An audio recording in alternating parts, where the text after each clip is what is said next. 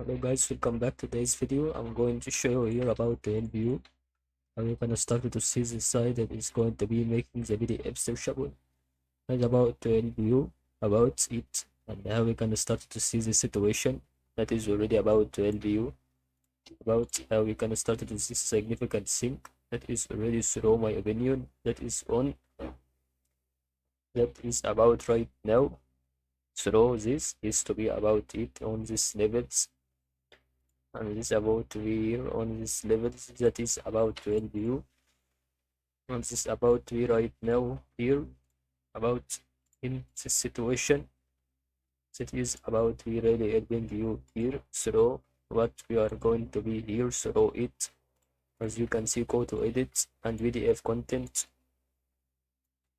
select a ticket on press shift plus T, click and drag over the desired ticket.